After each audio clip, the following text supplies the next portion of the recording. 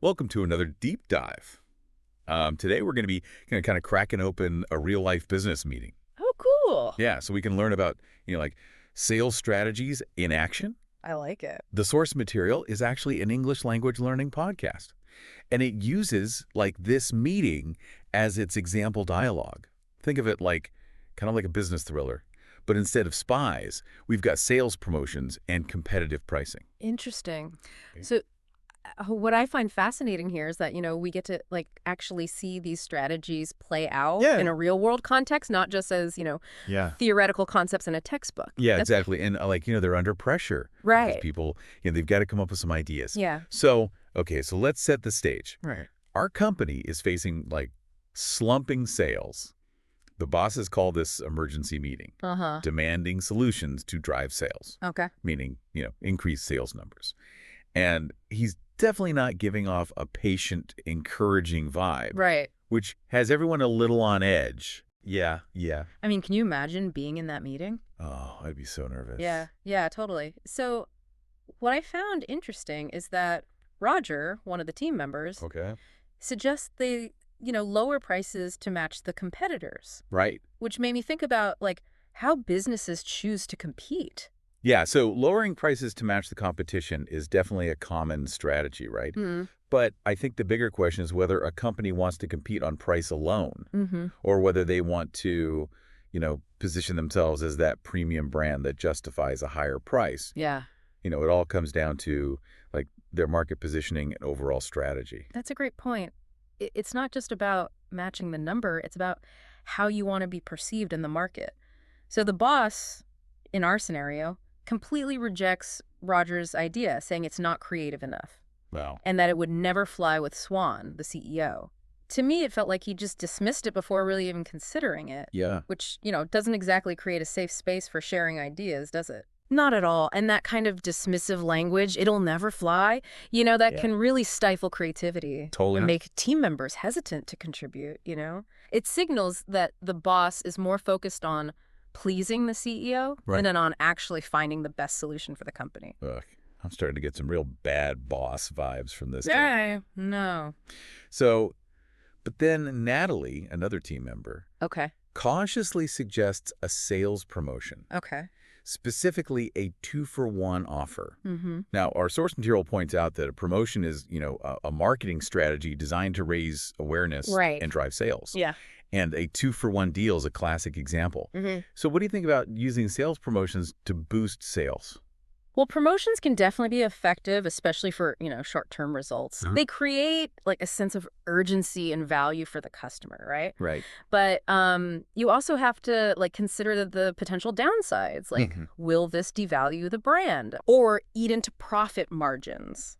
How does this fit into the company's long-term pricing strategy? I see what you mean. Yeah. It's not just a magic bullet. There's a bigger picture to think about. Exactly. But in our meeting, the boss, still being Mr. Negative, shoots down this idea too.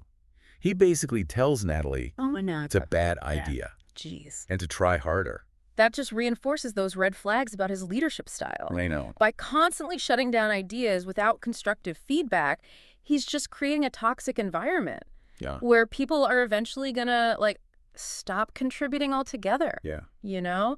That lack of psychological safety can be a real killer for team morale and innovation. It reminded me of my first boss, actually. He was the opposite. Oh, really? He was always encouraging us to share our ideas, even if they were out there. Yeah. It created such a positive and productive atmosphere. That's awesome. Yeah. I love to hear that. So back to our meeting, just when the tension is at its peak, who walks in but the CEO himself, Mr. Swan? Uh-oh. And this is where things take a wild turn. This is where it gets really interesting. Yeah, so tell me more. Well, the boss, desperate to impress Swan, immediately jumps in and claims credit for Natalie's 2-for-1 idea, spinning it as if they were already considering it. That's a classic move from a boss who's more concerned with their own advancement than with giving credit where credit is due, wouldn't you say? Totally. And what's even crazier is that Mr. Swan seems to eat it right up. Wow. He praises the team for their creativity, completely oblivious to the, toxic dynamics at play and the fact that he's praising a stolen idea. This raises an important question about leadership, right? Like, Yeah. is it enough to have good ideas Right. if you're simultaneously creating this workplace culture where people are afraid to speak up? Exactly. This situation really highlights the need for leaders who not only, generate ideas, but also foster an environment of like collaboration, respect, and psychological safety. It's definitely food for thought. Yeah. And speaking of food for thought, our source material also points out some interesting language takeaways from this meeting. Oh. They highlight phrases like match the competitors in the market to mean the industry, and that classic, it'll never fly.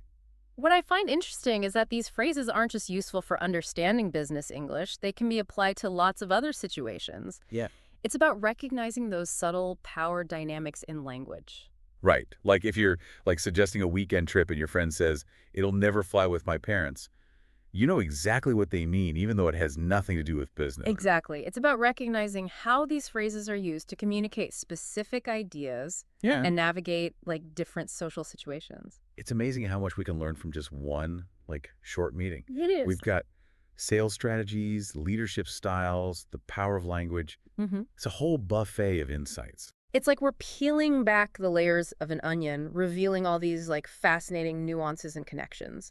So like, what other insights did you pick up from the source material? What stood out to you? Well, in addition to like those phrases we just talked about, Yeah. the English language lesson also highlighted a few fluency boosters. Okay. Ways to make your English sound more natural and fluent. Yeah, that's like a key part of mastering any language, right? It's not just about knowing the rules. Right. It's about being able to like use the language in a way that feels, natural and authentic. Exactly. For example, they suggested saying, I'll be there any minute instead of I'll be there soon. It conveys the same basic information, but it feels more immediate and engaging. It's like a subtle difference, but it can make, a big impact. Right. Like the first phrase is simply stating a fact, Right. while the second, implies a sense of urgency and excitement. It's like you're painting a picture with your words, drawing the listener into the moment. That's such a great way to put it. It's like you're not just like conveying information. Yeah. You're creating an experience. Right. And it reminded me of how the boss in our meeting used the phrase, it'll never fly. Oh, yeah. It wasn't just a statement, right? It was a way of shutting down the conversation and like asserting his authority. You're absolutely right. Yeah. The way we use language can reveal a lot about like our intentions and our relationships with others. Yeah. In that meeting, the boss's language was clearly intended to like create a sense of fear and discourage, open communication. Yeah. That's why it's so important to be mindful of not only like what we say, but also how we say it. It makes you realize how much power there is in the words we choose. Absolutely. And that's why like these fluency boosters are so valuable. Yeah. They help us to move beyond the, literal meaning of words and tap into those subtle nuances that can make our communication more effective and persuasive. They give us a deeper understanding of how language works on an emotional level. Precisely. Another example they gave was using "we're considering" instead of "we're thinking about." Oh, I like that one. It sounds more formal and professional, which could be really useful in a business setting. It also conveys a sense of like intentionality and decisiveness. Yeah. It suggests that you've, given the matter serious thought. Right. And are actively weighing your options. And then there was the example of using brilliant idea instead of just great idea. Ah, yes. That one always makes me smile. It's like such a simple change. It is. But it injects so much more enthusiasm and passion into your communication. It's like you're not just acknowledging the idea. You're celebrating it. Exactly. It shows that you're, genuinely impressed and excited by the idea, which can be incredibly motivating for the person who shared it. And it also made me think about how Mr. Swan, the CEO, used language to like manipulate the situation in the meeting. Oh, yeah. He praised the team for their brilliant idea, but he was completely unaware that it was actually Natalie's idea. Right. And that it had been, stolen by the boss. That's such an important point. Yeah. It highlights how language can be used not only to inspire, but also to, like, deceive and manipulate. Right. It's a reminder that we need to be, critical thinkers and discerning listeners, especially when it comes to those in positions of power. We need to be able to like see through the smoke and mirrors Yeah.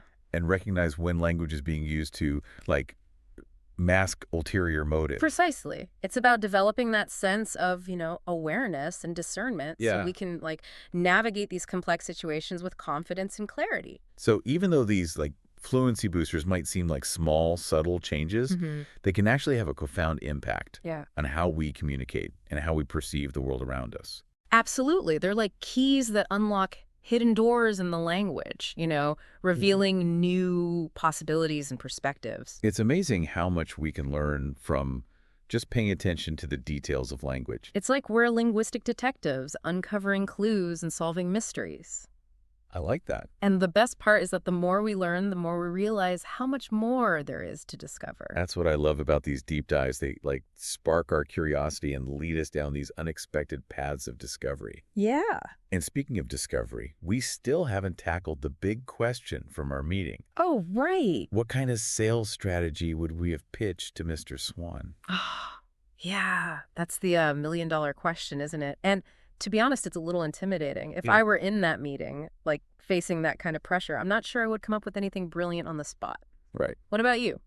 Do you Right. have any strategies in mind that would, impress a CEO like Swan?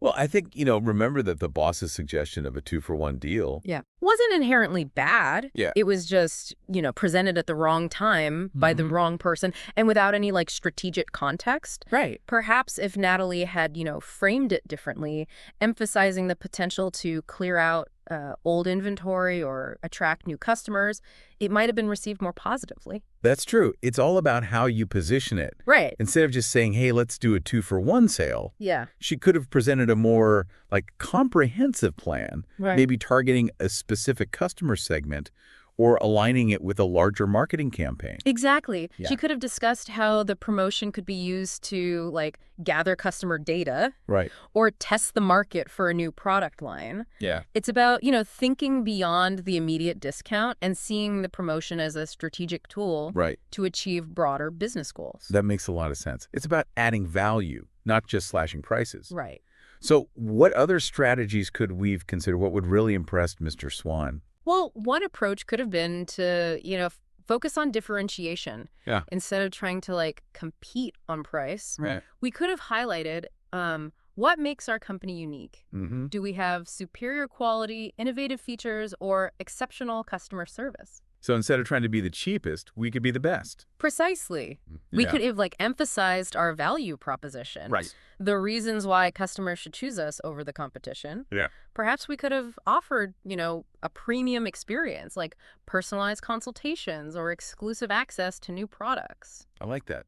It's about creating a perception of value that goes beyond the price tag. Yeah. What other ideas do you have? Well, another strategy could have been to focus on building customer loyalty. Okay. Instead of just chasing one-time sales, we could have developed programs to reward repeat customers and encourage long-term engagement. Something like a point system or exclusive discounts for members. Exactly. We could have created a sense of community around our brand. Making our customers, feel valued and appreciated. Right. This would not only boost sales, Yeah. but also generate valuable data about our customers' preferences and buying habits. It's like turning customers into fans. Yeah. Not just transactions. Exactly. That's a brilliant idea. And remember, a successful sales strategy isn't just about coming up with, a great idea. You're right. It's also about being able to communicate that idea effectively, using the language of persuasion and influence. That takes us right back to those fluency boosters we were talking about. Right. It all connects, doesn't it? It certainly does. The ability to, express ourselves clearly, confidently, and persuasively Yeah. is essential in every aspect of life, Right. from the boardroom to the bedroom. Well said. So to our listeners, we challenge you to, think about these ideas, not just in the context of sales, Yeah. but in every area of your life. Right. What are your goals? What strategies can you use to achieve them? And how can you use language to communicate your ideas effectively and persuasively? Yep. Don't be afraid to experiment, to take risks, and to, learn from your mistakes. Right. The journey of discovery is never ending, and there's always something new to learn. Until our next deep dive, keep exploring, keep questioning, and keep pushing the boundaries of what's possible.